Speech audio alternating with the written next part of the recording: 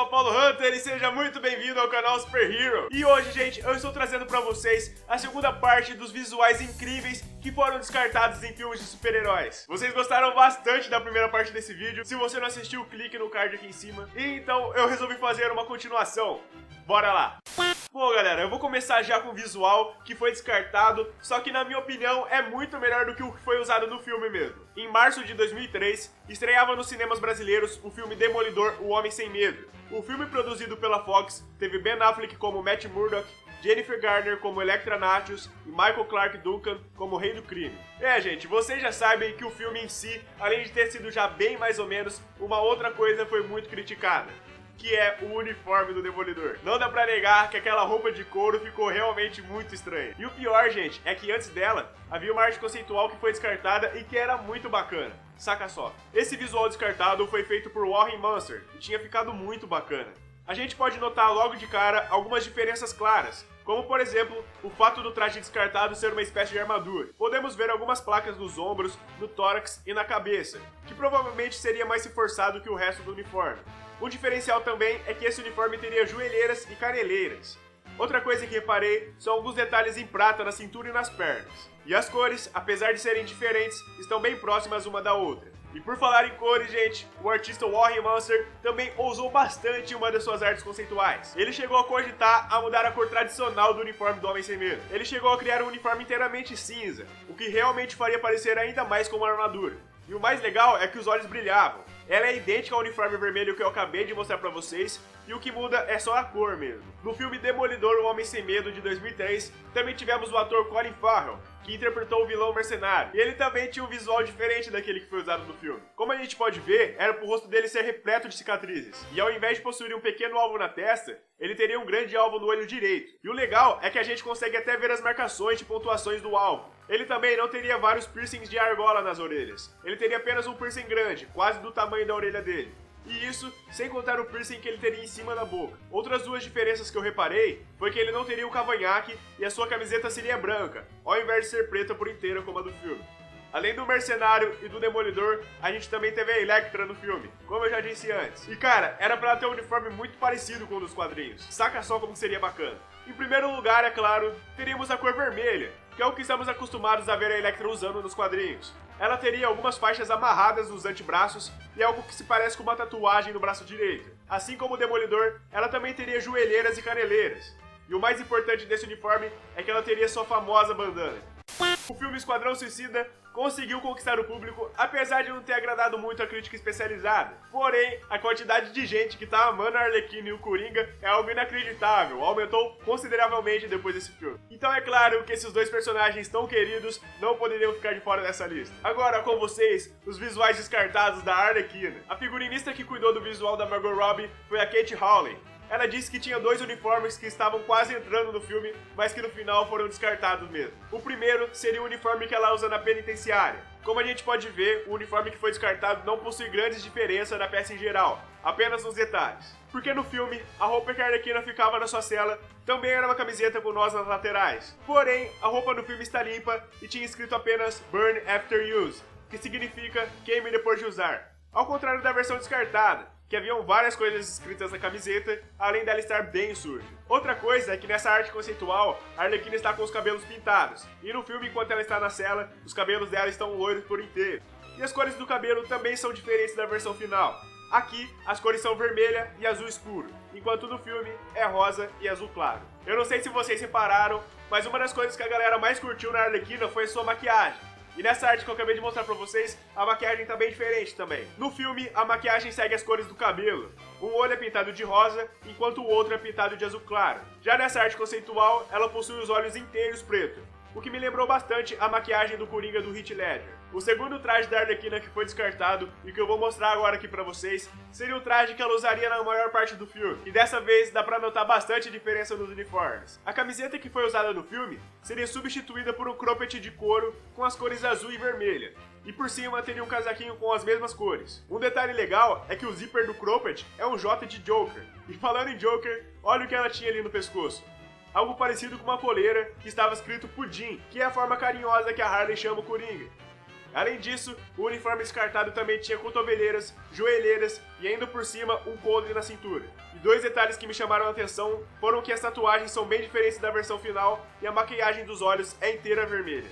E agora, eu acredito que a maioria de vocês está aqui só pra ver ele, não é verdade? Os visuais descartados do Coringa, as artes conceituais das aparências descartadas do Coringa estão no livro oficial do Esquadrão Suicida, que é um livro que traz todo o making-off do filme. Mas chega de enrolação e vamos ao que interessa. Esse desenho é um rascunho de como poderia ter sido o visual do Jared Leto no filme Esquadrão Suicida. O cabelo seria muito mais raspado na lateral, acredito que na máquina zero mesmo. E a parte de cima também está mais curto do que foi usado no filme. O pescoço dele seria coberto por tatuagens, o que no filme não aconteceu. A única coisa que ele tem no pescoço é uma parte de uma carta. Ele também teria uma tatuagem de estrela de 4 pontas, bem perto da parte de baixo dos olhos. Só que na versão final, foi mudado por uma estrela de 5 pontas, e mais próximo da sobrancelha. E nesse esboço, gente, não tem como não notar a maior diferença entre o desenho e o visual que foi usado no filme. Olha só, galera, o desenho da boca do Coringa era pra chegar bem perto da altura da orelha dele. Na primeira vez que eu vi esse visual, eu achei ele bem bacana.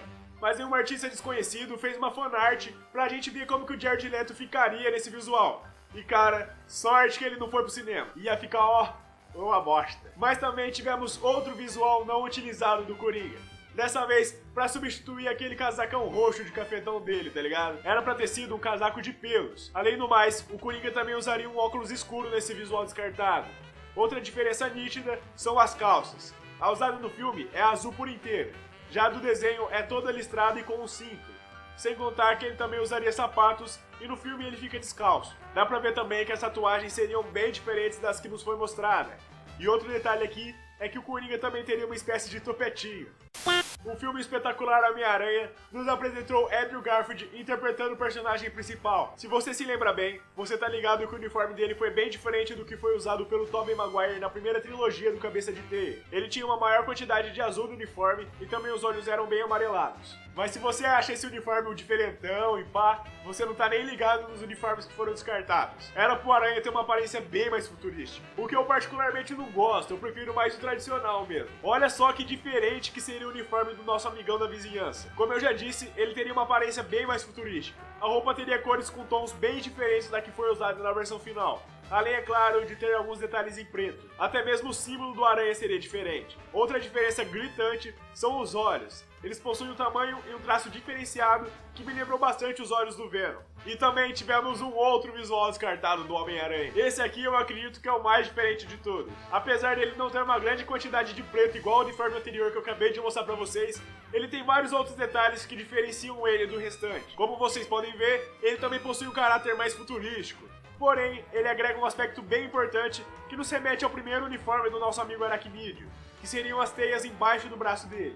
As tonalidades de vermelho e azul também seriam diferentes da versão final. O símbolo da aranha provavelmente é uma das coisas que mais chamam a atenção. Afinal, ela não é no meio do tórax como os outros uniformes costumam ser. Ela é do lado esquerdo do peito e é bem grande por sinal. Um outro detalhezinho que eu achei meio bizarro foi essa aranha que ele tem na parte de baixo do uniforme, bem assim na panturrilha dele. Mas essa aranha não é nada comparada com esses olhos orientais. Eles são bem estreitos e chegam até na parte de trás da cabeça. O Lagarto, que foi o vilão principal do espetacular Homem-Aranha de 2012, também teve um visual descartado. E esse visual era completamente diferente do que a gente viu no filme. O do filme eu gostei bastante, porque dá pra ver que foi um humano transformado em lagarto. Mas esse visual que foi descartado é bem diferente. Ele parece tipo um lagarto que foi modificado geneticamente e que virou um lagarto gigantão. Não parece um humano que virou um lagarto. Como vocês podem ver, ele tem a aparência completa de um lagarto. Ele não teria aparência humanoide igual a da versão final. Sério, eu achei muito bizarro e prefiro 1000 vezes o visual usado no filme. O filme Batman e Robin de 1997 gerou várias críticas pelo mundo, a começar pelos uniformes dos personagens. Principalmente isso aqui, o mamilo no uniforme. Quem que foi o gênio que fez isso? Pois bem, além do uniforme do Batman e Robin, o da Batgirl também foi muito criticado.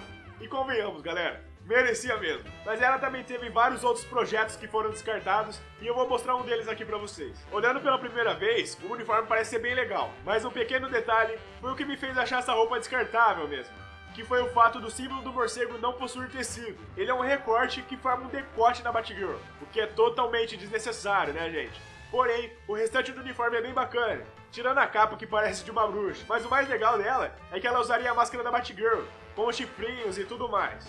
Diferente da versão final, que usou uma máscara bem parecida com a do Robin.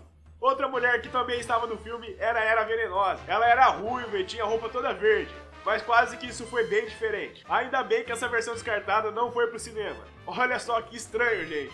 Era um visual baseado na galera punk, tá ligado? Ela usaria uma roupa toda preta, com poucos detalhes verdes na parte do pescoço e dos ombros, e também teria as mãos cor-de-rosa. E isso sem contar que ela era cheia de espinhos, o que era pra dar um ar de visual dark, mas que acabou deixando bem ridículo mesmo. E o maior diferencial é esse cabelo rosa marca-texto. O filme Capitão América Guerra Civil foi a maior bilheteria de 2016, tendo arrecadado mais de 1,1 bilhão de dólares. E não é pra menos, né, galera? Esse filme é realmente fantástico. Ainda mais as cenas de lutas e tal, principalmente aquela do aeroporto, que é incrível. E Guerra Civil também teve alguns visuais que foram descartados, como por exemplo o do Gavião Arqueiro. Nesse visual que foi descartado, apesar da roupa ser igual a que foi usada no filme, tirando alguns pequeníssimos detalhes, ele teria um acessório a mais, que seria essa máscara, que sem sombra de dúvida seria uma clara referência ao Gavião Arqueiro do universo Ultimate da Marvel, que também usava uma máscara com esse tipo de óculos. E a Feiticeira Escarlate, que foi interpretada pela Elizabeth Olsen, também tem um uniforme descartado. E esse uniforme alternativo possui algumas diferenças do que foi pro filme, só que nada muito exorbitante, nada que dá na cara, assim. Você tem que prestar bem atenção pra ver que tem diferença. Foram poucos detalhes que mudaram, como por exemplo o fato do sobretudo dela estar fechado e com uma camiseta preta, e o do filme estar aberto e com um espartilho vermelho escuro. Outra coisa também é o recorte do sobretudo, que na versão descartada teria 3 repartições.